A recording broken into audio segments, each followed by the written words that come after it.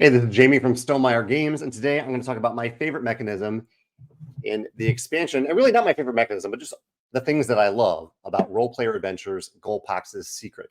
This is a campaign expansion to one of my favorite campaign games of all time. I have a couple videos that I'll link to in the description below that talk about how much I love Role Player Adventures.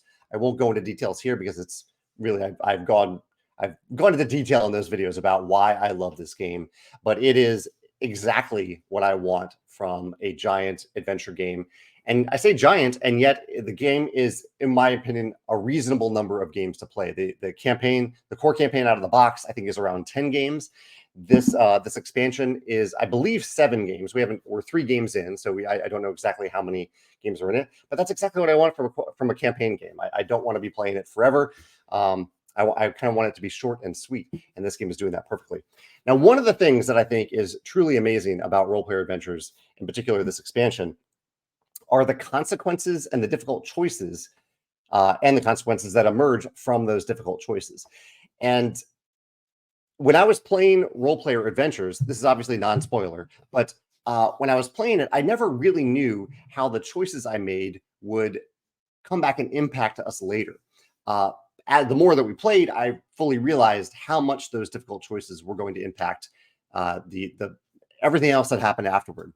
But now I know that, and so now we're playing this expansion with an even heightened awareness. Now that we played the core game and we're working on the expansion, we know now even more that every time we make a choice, and there are some very difficult choices to make in the game, every time we make one of those choices, we know that it will have lasting consequences.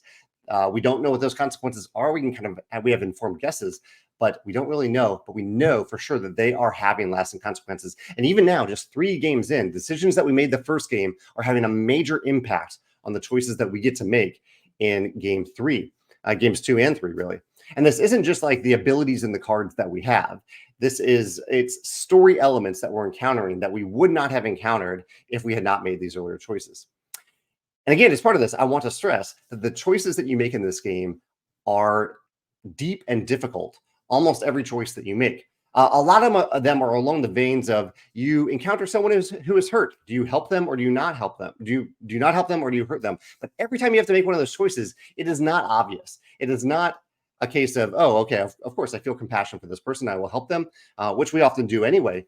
But oftentimes, you know that there's something that you are sacrificing, not just for personal gain, but for these higher stakes, these bigger world consequences, if you do help this person or if you don't help them. Same happens when you encounter someone who clearly wants to fight you.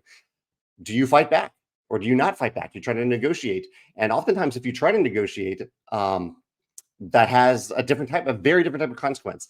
I don't want to spoil anything here, but I'm just incredibly amazed by the level of choices and consequences in this game. It reminds me a lot of what I've heard people talking about in Baldur's Gate 3, which I haven't played, the video game, how the consequences there have a long-lasting impact on the game. I think that Gulpax's Secret does a similar thing.